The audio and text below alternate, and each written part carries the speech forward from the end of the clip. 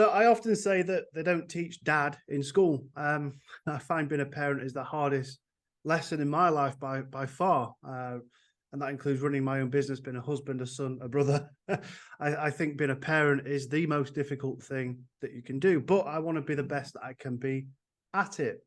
I find more often than not that I can be quite short-tempered with the kids. Get home from work and be grumpy. Can't wait for them to go to bed so I can have a bit of me time. And I can perhaps probably, if I look at myself, lack a bit of empathy, pushing my kids to do things that they might not want to do, that they don't feel comfortable with. So I'm taking it upon myself as a challenge, and I think other dads should do as well, and other parents should do, to understand more about our kids, the feelings that they might have, the big emotions that they might have, and how we as parents can help with that and understand more about that. I'm delighted that the expert I've got with me today specializes in that space, because I know I don't. Natalie, thank you for joining us. Please do introduce yourself. Tell us about the work that you do and how you got into working in this space. Thank you. Please. Yeah, no, thank you so much. It's a real pleasure to be here. So how did I get in this space? There's a lot of dots that didn't make sense looking forward, but now looking back, they all join. So I am the founder of Power Thoughts, which is a coaching and educational service that supports the well-being of children and parents. Around 8 years ago, I put this program together because I wanted to help children recognize that they don't have to believe every thought they think or respond to everything they feel. And I really wanted to give them the tools that I so wish I had learned as a child, because growing up, I was quite an anxious little girl, definitely had bouts of anxiety and depression in my teens as well. And it was really difficult to kind of know how to work with these emotions, but you just think, well, that's you, there's something wrong with you. And through my years of being a primary school teacher, because I trained to be a primary school teacher, I could see so many children stressed out, anxious, overwhelmed, and also obviously struggling with the anger side of things as well. And it just really dawned on me on, why are we not teaching our children these skills today? Why is it that we're having to learn in our adult years, oh, I don't have to believe that story I'm telling myself, or there are things that I can do to work through my own emotions as well. And so the work that I do today is very much a mix. It is about supporting. I do go into schools and deliver programs in schools to help children understand about their brain and about anxiety and how to work through their big feelings. But it's just as important, the work that I do now supporting parents, and my private work with families that I work with, do a lot of work in the corporate space as well for working parent networks. Because the reality is that, who taught you to regulate your emotions? And how did you learn to sit with uncomfortable emotions?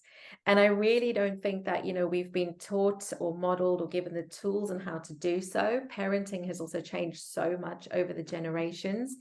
And I mean, just put on the news and you can see there's a whole world of adults that don't know how to work through difficult feelings, difficult emotions, but we've not been given the guide and shown, know how to do that.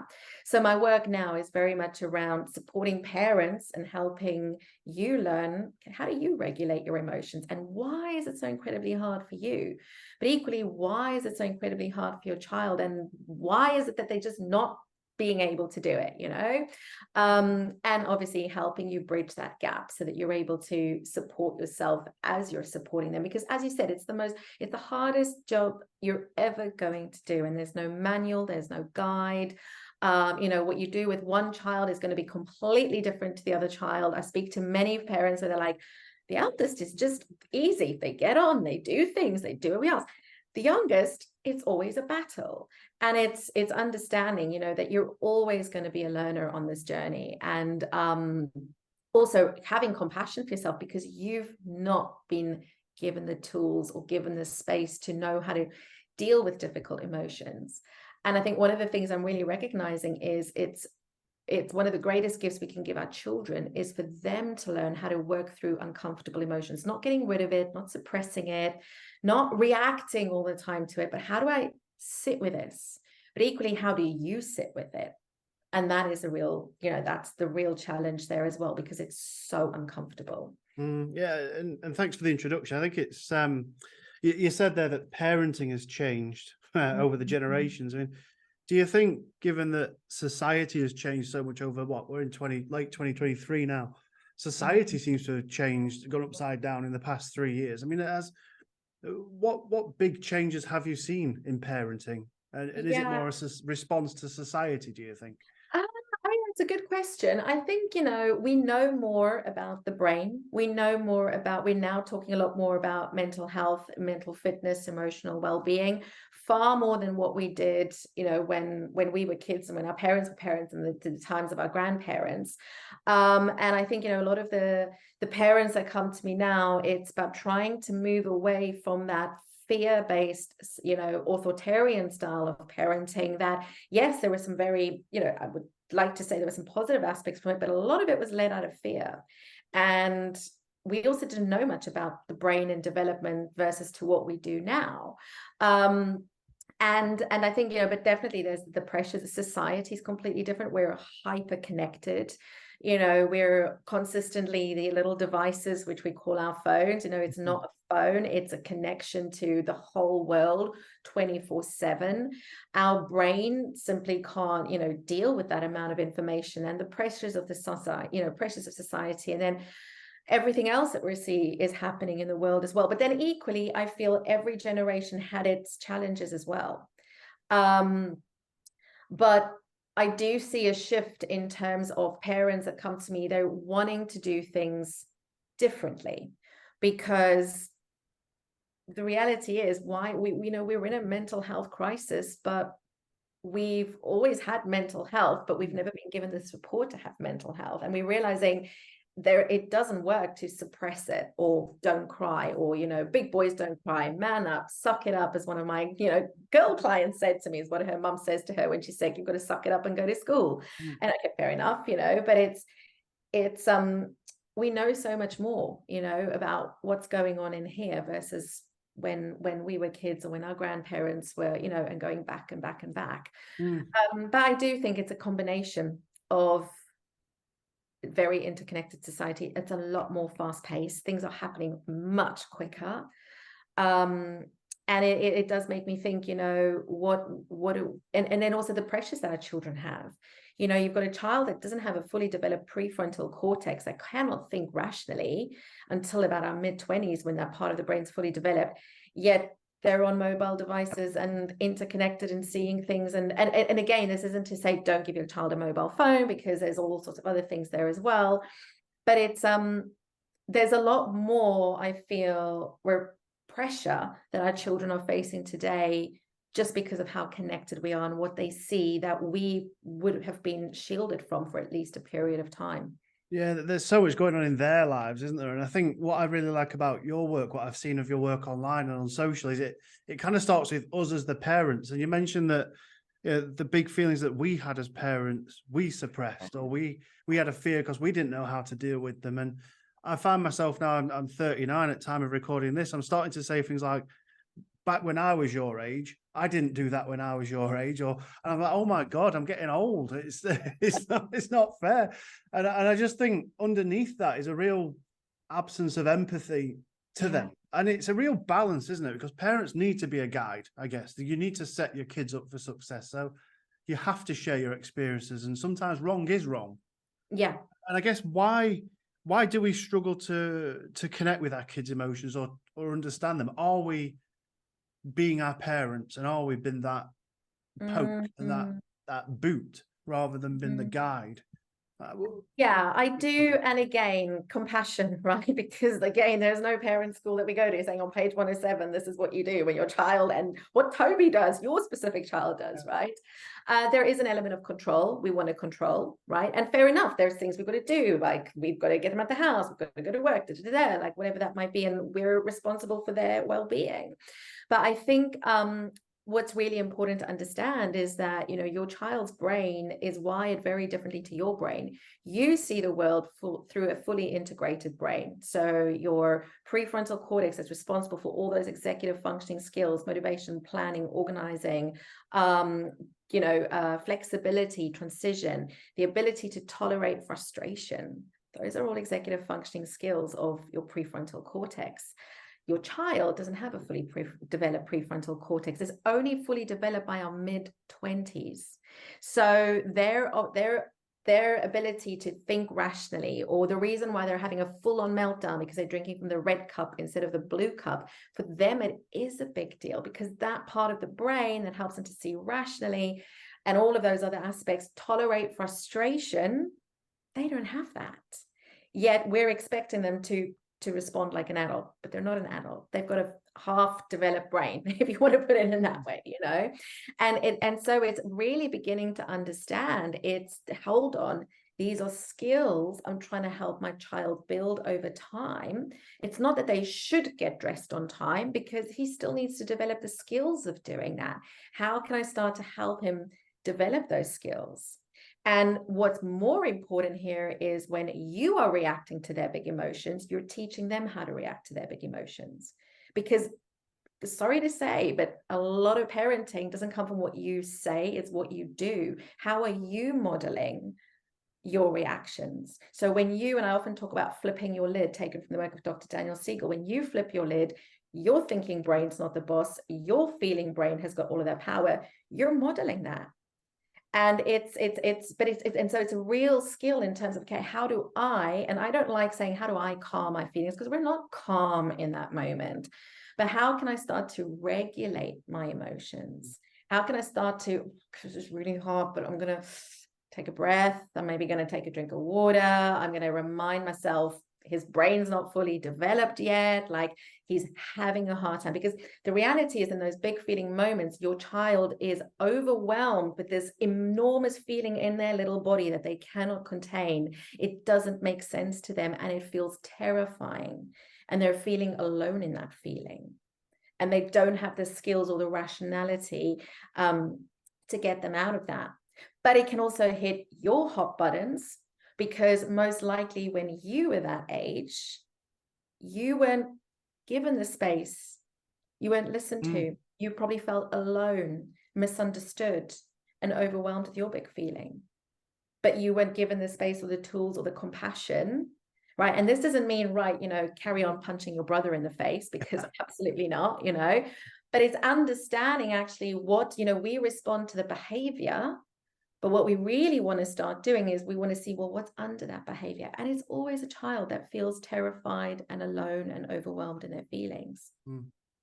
It's fascinating, isn't it? This psychology of it all. And I think it takes a decision from parents to want to change that as well, right? And I think you've obviously trained academically and gone through the professional circuit for it.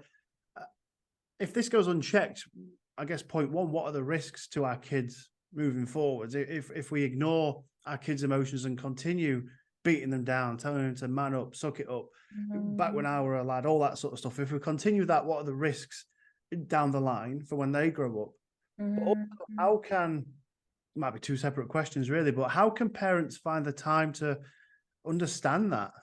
Because you've gone through school and education to understand that I must approach this differently. Yeah. We're busy in our lives, so how can we take the first step, I guess, to understand it's our responsibility to change that? Yeah, I'd say no, there's okay, so two questions. I'll come to your second one first. I think, first of all, the first thing is self-compassion, because it's so easy to go into blame and shame and, oh my goodness, I'm the worst parent, I've scarred my child for life. Absolutely not. Absolutely not. I always say there's always an opportunity for a do-over, right? And you've got to have compassion for yourself, because it wasn't given to you. And that's really, really important. And the fact that you are listening to this, the fact that you are, you know, in this conversation, tells me there's that awareness of, okay, but I want to do things differently. So I think the first step is that awareness of, okay, I know that perhaps I haven't responded in the best way. I'm going to have compassion for myself for that. And that is a difficult, like, having compassion for yourself is a really hard thing to do, because again, it wasn't modeled, especially if you were told to toughen up, to man up, to don't cry. So what's the self-compassion? It's fun. I'm not going to lie. I have grown dads sitting with me. They're like, I don't know how to sit with this feeling. It's really uncomfortable. So if it's feeling uncomfortable, I really want to urge you to kind of just lean into it a little bit. Like, oh, okay, this feels really, really uncomfortable. But, you know, and I often take children and adults through an exercise around, okay, where do I feel this feeling in my body? Right? You don't have to talk to them about it, but just like, where does this kind of sit? Okay, is it heavy? Is it light? right? Oh, why is this? Like, try and unpeel those layers again. But you've got to understand that it's, you know, this is, these are years of like thinking and seeing things in one way, but you know you're clashing and you know it's not working and you want to have a better connection with your child. But it does start with the awareness, and that self-compassion piece is important. The second thing as well there, I think, in terms of wanting to start is, you know, if you really, I'm a big believer in education. So begin to educate yourself a bit about your child's brain, about their development. I mean, you know, there's so many books out there.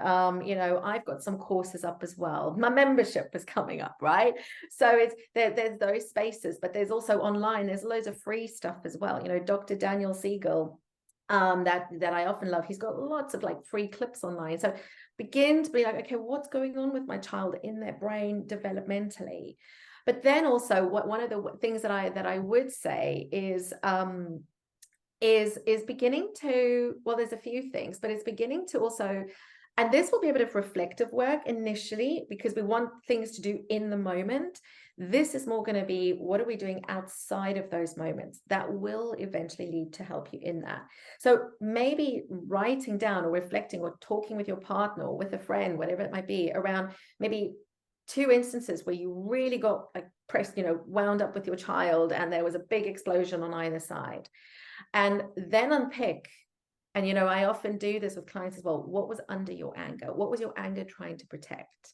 Because anger is a secondary emotion and it protects those more vulnerable feelings. You know, was I feeling, you know, frustrated, helpless, ignored, hurt, unappreciated? And again, this might take a little bit of digging. And, you know, even if you need a visual to help you keep it simple, there's, you know, the Gottman's Institute often talks about the angry iceberg.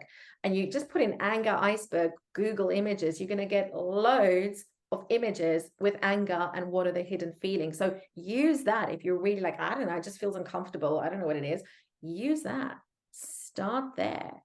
And beginning to recognize that for yourself. That's what I was feeling.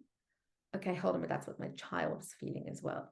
Or to an extent, you know, something to that extent. And so that will start to, I mean, this is, you know, you're asking me in 10 minutes what I do over 6 weeks of parents, right? But that will start to, it's about shifting that awareness. And, you know, I think a question to ask yourself as well is, well, 2 things to remind yourself. In those big feeling moments, my goal is not to win. My goal is to de-escalate the situation. So how do I de-escalate it, right?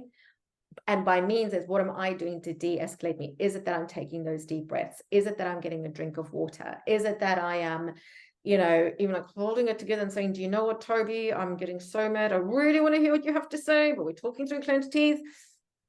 Give me 2 minutes and I'll come back.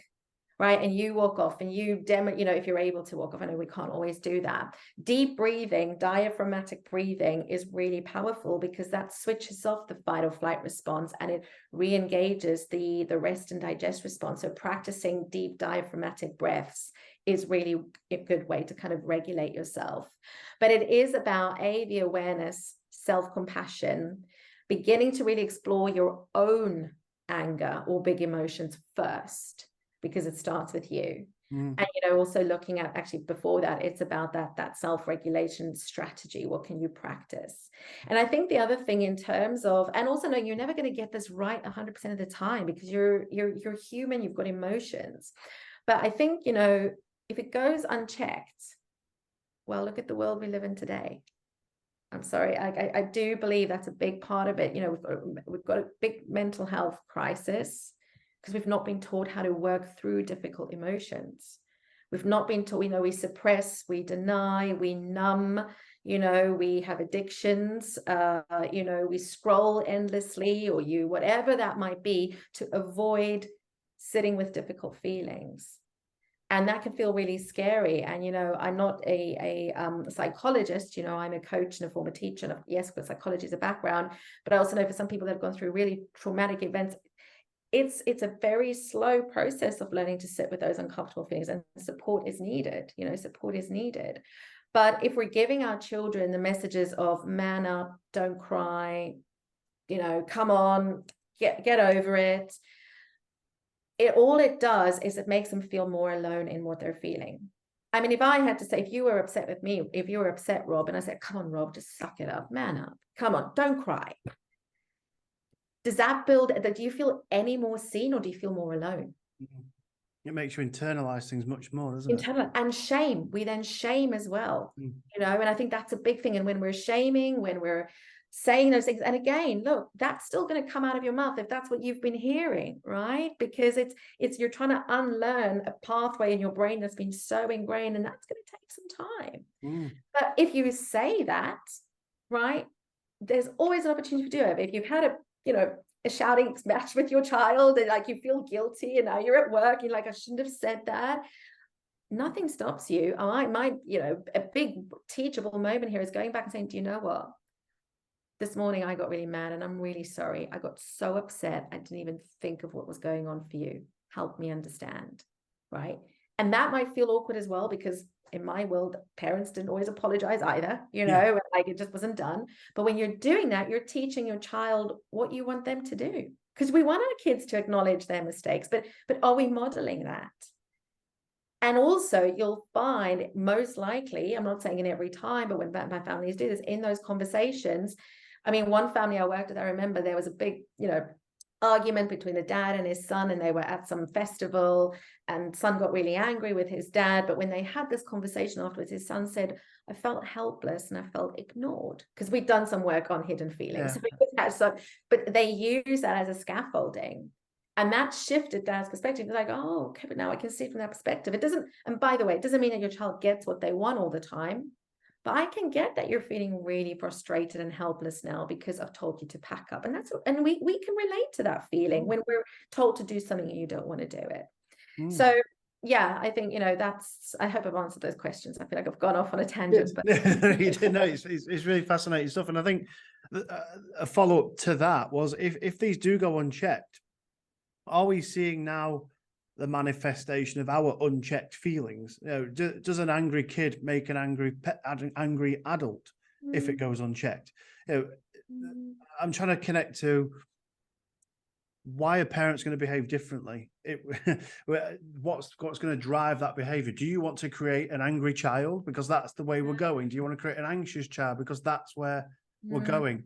If we see an anxious and angry child now, does that mean that they're going to be an angry and anxious adult? I think so. I hear what you're saying, and I want to reframe that. All parents want their child to be happy, right? Like, I haven't met one parent who says, I don't want my child to be happy. Like, my frame on that is, we don't want them to be happy. We want to give them the tools to know how to work through all their emotions in a healthier way. So if the anger goes unchecked, if the anxiety goes unchecked, if the frustration goes unchecked, it's not, it's not going to set us up how are we equipping our child with the best tools to work through those difficult feelings in a healthy way? We're all going to have those emotions, right? And I think, also what all parents want, well, I mean, I'm blanket assuming here, and I don't want to ever put words in someone's mouth, but you want a deeper connection with your child. You want to feel connected to your child, and want to give your child what you didn't have, and give them those skills that you didn't have. And I think I'm just very conscious. I wouldn't want to put a blanket approach of if it goes into an angry child becomes an angry adult, because we can always change, and always believe that we can change, and you can change at any point if you put that awareness in. But if we're not paying attention to this, how, I do feel like if we look at the manifestation that we've got with mental health and people really struggling and having a hard time, and it goes back to my question of, well, who taught you to regulate your anger? Who taught you to deal with your anxious thoughts? Because we just believe all the thoughts we're thinking, and we hold on to a story that I'm maybe not good at public speaking because it's something that a teacher said to me when I was 5, but now as an adult, I'm petrified every time I step into that boardroom and I have to give a presentation, right? Who taught you that actually that's not true? That's just one story, and we can reframe that story. And that's, and that really is the importance, I think, of this work. And seeing these as skills, but also appreciating there's going to be many stories and emotions that you're having to work through as well. Mm. Um, Yeah, absolutely. And I think it does fall on us as, I think this conversation is going around responsibility. It's on us to help our kids, not just to expect them to understand these things. And some of your work that I've seen, and I'd encourage everyone to go and download. I think it's available for free, isn't it? The big feelings, you call them. I like the framing of big feelings. You have a resource around 5 ways we can help our kids manage their own big feelings. And I just want to, for those watching and listening, try and just a whistle-stop tour of the framework, if you don't mind. And then we'll put the link in the comments and encourage people to go and jump on that as a download.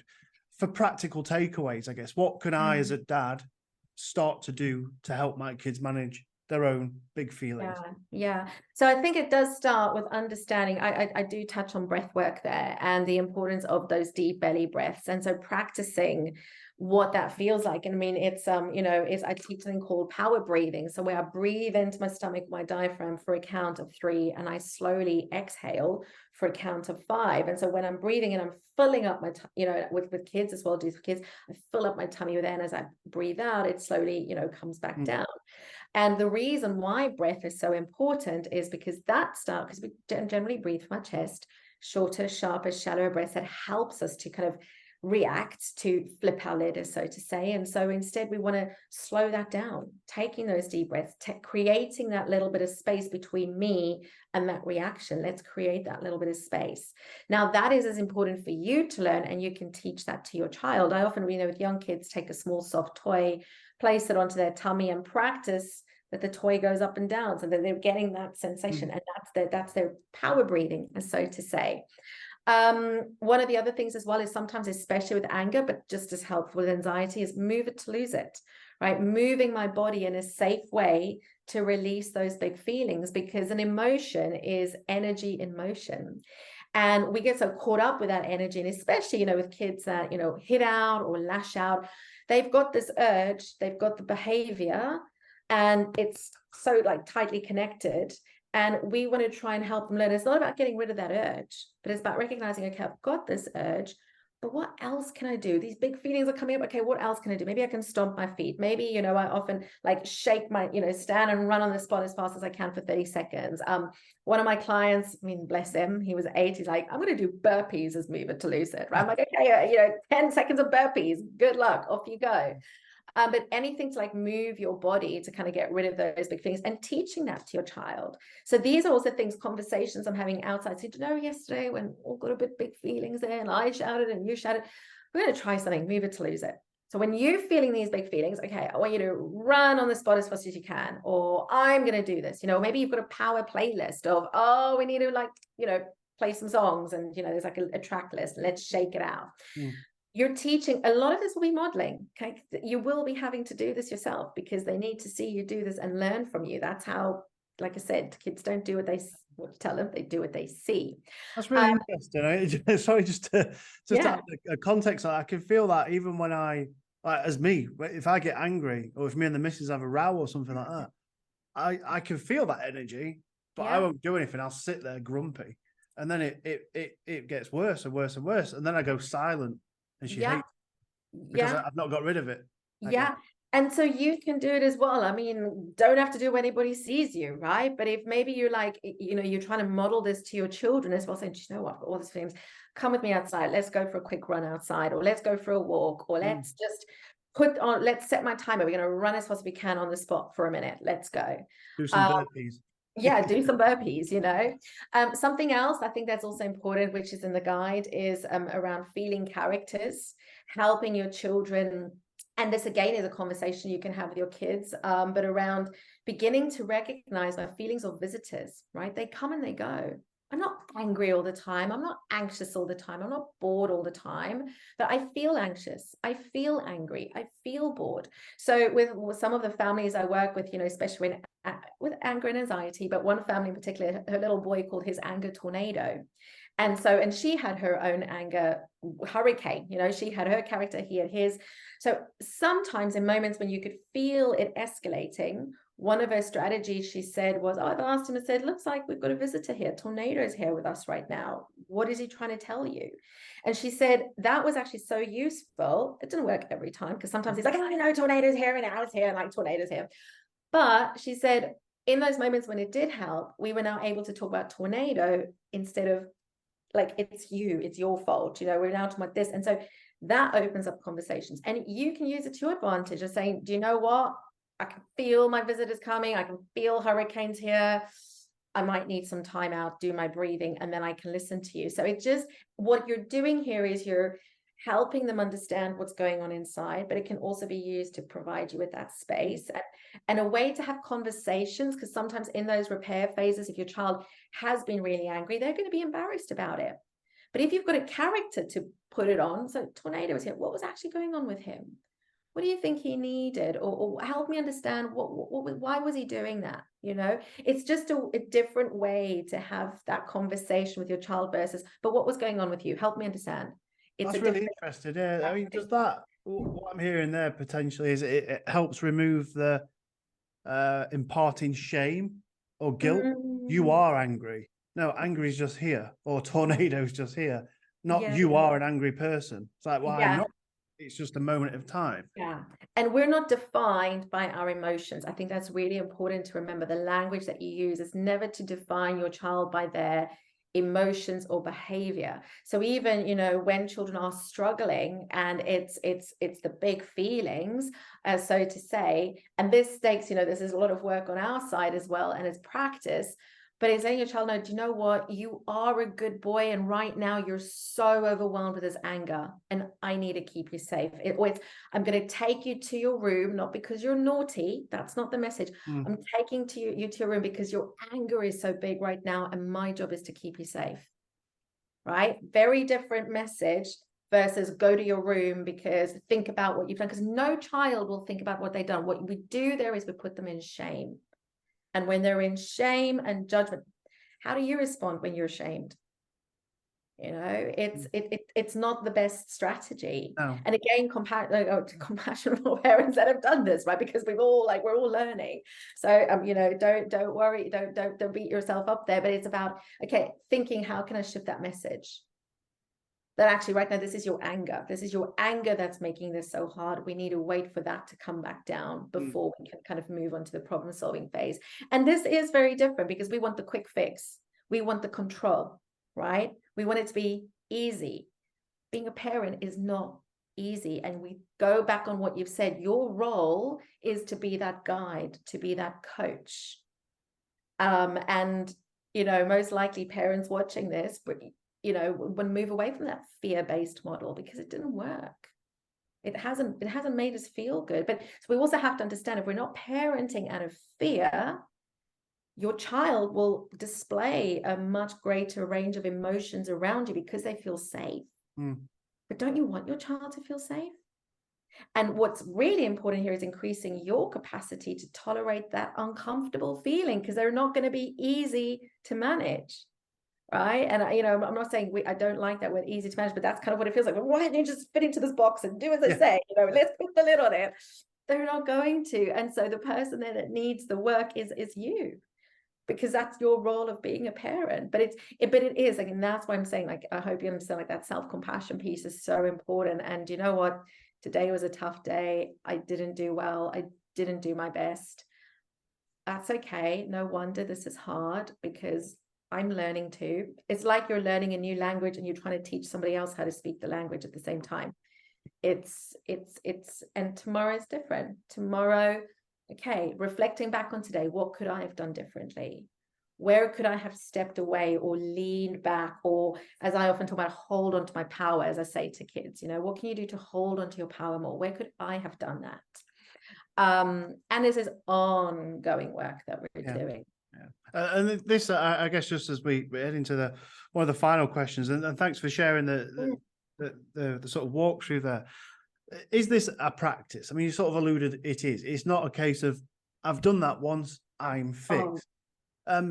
a couple of things that come up for me is, one, how do we actually get started with self-compassion? Because it sounds like a bit of a thing that would challenge, I guess, some dads out there. I'm not doing that. That's not for me. So how can we get over ourselves around that? And what are the simple things we can do to become more aware on a daily basis, or practice on a daily basis, that doesn't take hours? What are the sort of quicker wins, if you like, to make sure we're taking responsibility? Yeah, it is a practice, 100% a practice, right? So don't expect, I'm not here for quick fix or quick hacks, because that's just not it. And if you want to change the dad that you want to be, most likely you're in this group because you want to do better. Self-awareness is, you want to be a better person. And that takes work, right? Same as going to the gym. You're not going to get a six-pack in, after a month of PT. It's probably going to be after a year of PT. And eating well is, what are you doing outside of the PT sessions? The other thing, self-compassion. So there's a lot of science around self-compassion.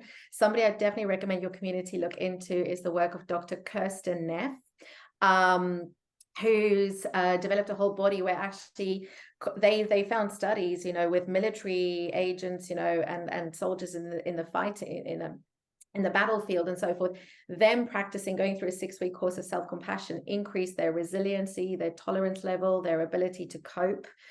So we think it's a soft practice. It's not, right? It's not, because and I hear, definitely for some people, but that voice, that critical voice, drives me, and it pushes me. So there is that, I appreciate that for some people they've got that. But how is shaming you going to help you to be a better dad? How is berating yourself going to help you to be a better husband, a better dad? Because shame doesn't feel good. It doesn't feel good. So it might not be that you're going to the whole like, okay, no wonder this is hard. It might just be, okay, do you know what? Today wasn't the best day. Cool. Okay, I got this. Like, tomorrow's another day, and I'm learning too. I'm learning as well. Like, that's because that's reality. You are learning. You're never going to be the expert in this. You are learning on this process. And then some quick tips. Sorry, I can't remember. What was your other question? I forgot. Yeah, around how can we find the time to do it? So it's not taking hours of our day out. It is just more. You're going to be given lots of opportunities to find the time, because your kids are going to give them to you. You're going to feel them, right? So maybe if say mornings are a difficult time, and that brings your reactions up, right? Thinking to yourself. I mean, there's lots of things we can do at morning, but thinking, okay, how do I typically respond in that situation? So this will be a bit of reflective, this will be a bit of homework, but it can take you a couple of minutes. How do I typically respond? I shout, I get grumpy, I do these things, blah, blah, blah. Okay, how do I want to respond? Okay, so I want to be a bit more measured. I maybe want to regulate myself more. Okay, what am I going to do that? So is that the breathing? Is that, and with mornings, look at your morning setting. Are you making it hard for you to succeed? And I get mornings is a really difficult time, but if mornings is a real challenge, okay, how can we set this up so that it's going to be a bit more of a success? Now, that might mean we're having a conversation or a family meeting on a Sunday saying, do you know what? Mornings are hard for us. It's hard for you. It's hard for us. We all get upset.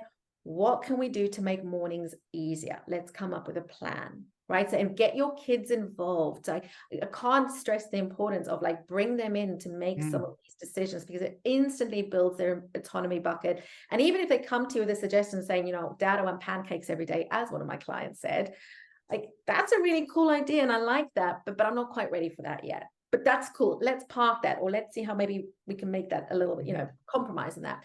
But bringing them in, you're winning a bit of the battle, because then you've got their buy-in with it.